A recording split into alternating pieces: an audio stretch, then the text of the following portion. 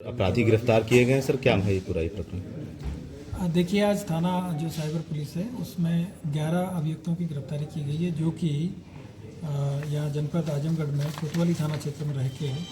और इनके द्वारा एक कॉल सेंटर यहाँ पे खोल रखा था और वहाँ से ये लोग साइबर फ्रॉड कर रहे थे, जिसमें जो कुछ प्रतिबंधित ऐप्स हैं, रेडी, अन्ना, लोटस और महादेव के नाम से, जिसमें कि ऑनलाइन जो गेमिंग है उसके माध्यम से ये लोगों के एडवर्टाइज़ करते थे व्हाट्सएप पे, इंस्टाग्राम पे, फेसबुक पे। उसके बाद में उन लोगों को इनवाइट करके और फिर उनकी आईडी बनवाते थे और आईडी बनवाने के बाद में फिर उनसे गेमिंग में ये लोग पैसा लगवाते थे। और इनका जो गेमिंग के जो रूल्स हैं वो उस हिसाब से सेट किए हुए थे कि आदमी को पहली बार एक दो बार उसको प्रॉफिट होता था, उसके बाद में वो थोड़ा सा लोभ लालच में आके और उसमें एक्स्ट्रा मनी जब जैसे इन्वेस्ट करता था, जब गेम खेलता था, तो उसके बाद में वो वहाँ से हार जाता था। और इस तरीके से इन लोगों ने बड़ी संख्या में लगातार पिछले कई महीनों से ये लोग ये काम कर रहे थे। और अब तक के जो इनके अकाउंट के ट्रांजैक्शन हम लोगों ने किए हैं, तो इसमें 169 जो बैंक अकाउंट्स इनके मिले हैं, जिनमें 2 करोड़ रुपए तो फ्रीज कराए गए हैं। इसके अलावा इनके पास से कुल 35 लाख रुपए का जो सामान है वो बरामद किया गया, जिसमें 3,40,000 रुपये इनके पास से नकद मिला है। 51 मोबाइल फ़ोन इनके पास से मिले हैं, 6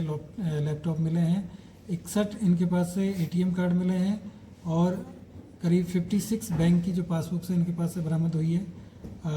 19 इनके पास से सिम कार्ड मिले हैं, 7 चेकबुक मिली हैं और इसके अलावा आधार कार्ड और एक जियो का एक फाइबर वाला जो इनके पास राउटर मिला है। अब तक की जो इनके हमने सारी डिटेल्स चेक की, उसके हिसाब से करीब 190 करोड़ रुपए की इन्होंने इस तरह से इस बीच में जो साइबर ठगी है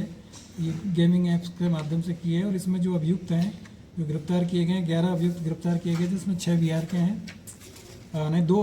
उत्तर प्रदेश से 6 हैं, बिहार से 2 हैं, उड़ीसा से 2 हैं, मध्य प्रदेश से 1 हैं। और इसके अलावा इनके जो विरुद्ध देश में करीब 71 जो साइबर ठगी की जो NCRP जो पोर्टल है वहाँ पे इनके विरुद्ध कंप्लेंट इनके मिली है। और ये जो लोग हैं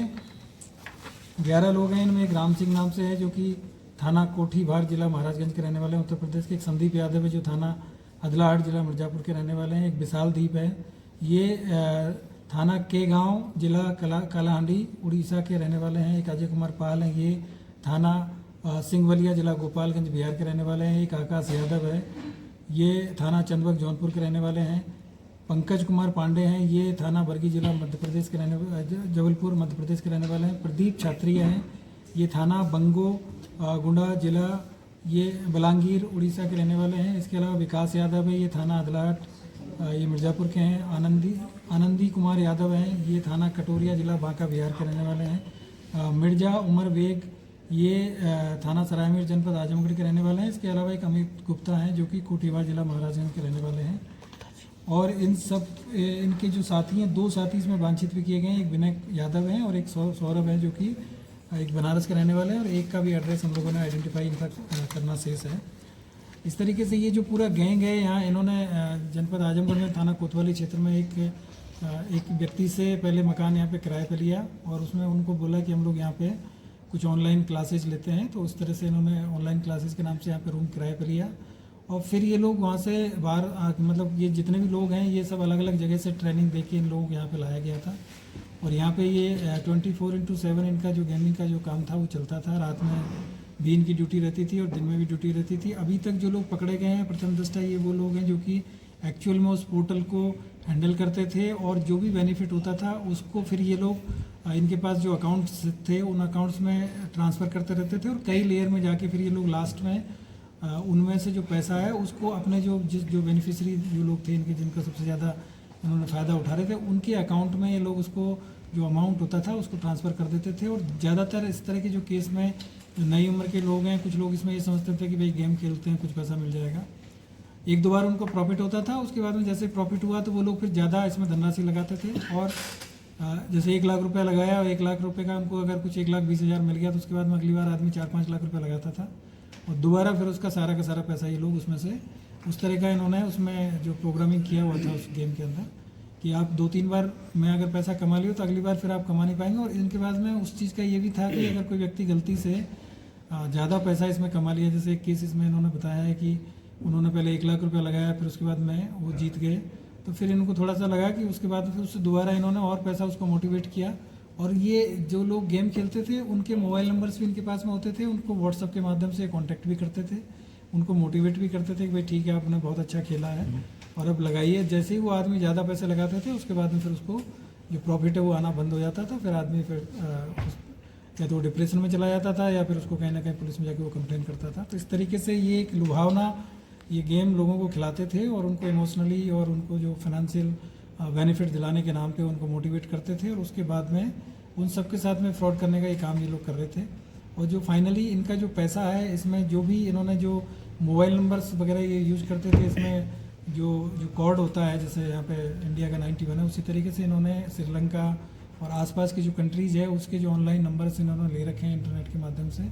और उसी से ये लोग उनसे कांटेक्ट करते थे जिससे कि इनकी लोकेशन ट्रेस आउट ना हो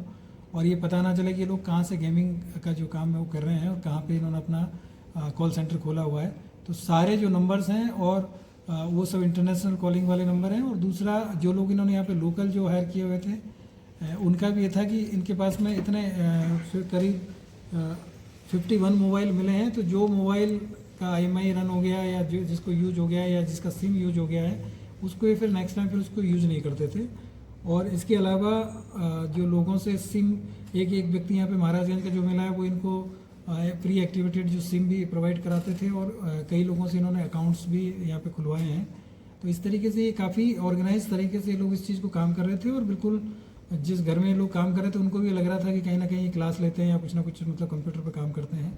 6 इनके पास से जो लैपटॉप मिले हैं, लगातार ये उनसे सब लोगों से कॉन्टैक्ट में रहते थे और अपने जैसे ही इनको पता चला कि भी आज का जितना प्रॉफिट हुआ 5 लाख 10 लाख, उसको फिर ये फाइनली शाम में वहाँ से विड्रॉ करके और अपने अकाउंट्स में ये ट्रांसफ़र कर देते थे। तो इस तरीके से ये काफ़ी एक बड़ा एक गैंग था और इसमें हमारी जो साइबर थाने की जो टीम है, ASP साहब हैं जो कि इसके नोडल हैं, इसके अलावा जो CO सिटी हैं SP सिटी साहब हैं, इन सब लोगों ने इसमें काफ़ी मेहनत किया, तब जाके इनकी बारीकी हम लोगों को समझ में आई और उसके बाद में इन सभी को आज गिरफ्तार किया जा रहा है। गिरफ्तार करके इनको जेल भी भेजा जा रहा है और इनके आगे भी हम लोग जो अभी तक इसमें क्योंकि सिर्फ 3 लाख रुपए की बरामदगी हुई है, बाकी 2 करोड़ रुपए हम लोगों ने फ्रीज कराया है, जबकि इनका टोटल ट्रांजैक्शन हमने देखा है तो करीब 190 करोड़ का है। तो जो फाइनली जो लोग इसमें और आगे इनके जुड़े हुए हैं, जो लोग इनको ऑपरेट करते थे ऊपर लेवल से, उन सब पे भी हम लोग उनकी आइडेंटिफिकेशन कर रहे हैं, इनके अकाउंट्स का एनालिसिस करके और इन सब चीज़ को अभी हम क्लियर करेंगे और इसमें आगे इनमें गैंगस्टर एक्ट की भी कार्रवाई होगी क्योंकि ये काफ़ी ऑर्गेनाइज तरीके से ये घटना को अंजाम दे रहे हैं। सर अभी तक ये कितने लोग पे ठगी कर चुके हैं, लगभग कितने लोग काउंटिंग में भी आते हैं? देखिए लगातार ये लोग डेली इनका जो ग्राहक थे मतलब वो अनलिमिटेड टाइप के हैं उनसे मतलब जो, लेकिन जो इन्होंने जो पैसा आप देखिए कि इनके इतने ट्रांजैक्शन है कि 190 करोड़ रुपए का ट्रांजैक्शन इनके अकाउंट्स में मिले हैं। तो ये तो हमको प्रथम दृष्टया अभी तक जो इनके अकाउंट डिटेल मिली है जो इंस्टेंटली उससे जानकारी मिली, बाकी हम और इनके अकाउंट का ट्रांजैक्शंस कितने हुए हैं उनका एनालिसिस करेंगे और किस किस लोगों ने किन किन टाइम पे इनके साथ में जो इनको मोबाइल का जो डेटा है वो भी हम लोग उसको भी एनालाइज कर रहे हैं कि कितने लोगों से इन्होंने व्हाट्सएप पे और इंस्टाग्राम पे कांटेक्ट किया, किन लोगों ने इनके यहाँ पे ID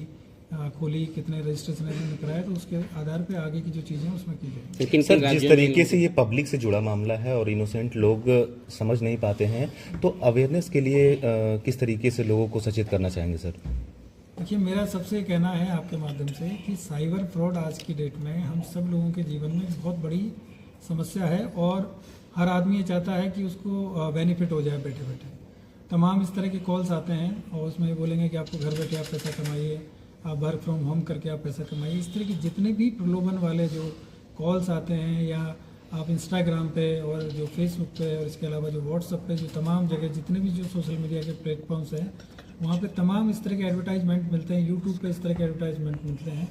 और उसमें विशेष तौर से जो हमारे नई उम्र के जो लड़के हैं जो कि जो इस चीज़ को समझते भी हैं और उसको लगता है कि बहुत टेम्पटेटिंग ये होता है, वहाँ पे जाके शुरुआत में उनको काफ़ी से कई बार बेनिफिट भी हो जाता है क्योंकि प्रलोभन देने के लिए पहले आदमी को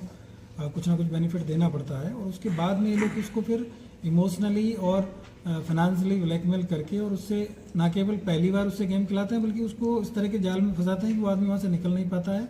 और फाइनली आप सभी देख रहे हो कि लगातार इस तरह की घटनाएं आ रही। तो मेरा आप सबसे ये कहना है आपके माध्यम से जितने भी हमारे जो लोग हैं कि इस तरह के जो भी टेम्पटेटिंग जो चीज़ें हैं उनके बारे में बिल्कुल भी मतलब आकर्षित ना हो, ऐसी जगह ना ही अपना कोई आईडी बनाए, ना ही अपना बैंक की कोई डिटेल्स दें, ना ही इस तरह के लोगों के चक्कर में आए, क्योंकि आपको शुरुआत में हो सकता है बेनिफिट दिखे लेकिन फाइनली बेनिफिट नहीं होगा। इस तरह के तमाम जो ऐप्स हैं, तमाम जो एडवर्टाइजमेंट है वो आपको इंस्टाग्राम पे मिलेंगे, फेसबुक पे मिलेंगे, उनको बिल्कुल भी रिकॉग्नाइज ना करें, उनको बिल्कुल भी आप लोग उसमें कहीं भी कोई लिंक है उसको क्लिक ना करें, कहीं भी जाके उसमें डिटेल में अपना जो मोबाइल नंबर है, अपना अकाउंट नंबर की डिटेल है, ये सब चीज़ें बिल्कुल भी ना दें और इस तरह की चीज़ों में बिल्कुल भी ना फंसे, क्योंकि फाइनली इसका रिजल्ट यही होता है कि पहले हमारा पैसा जाएगा, फिर आएगा, फिर उसके बाद में फिर वापस कभी नहीं आएगा। ठीक।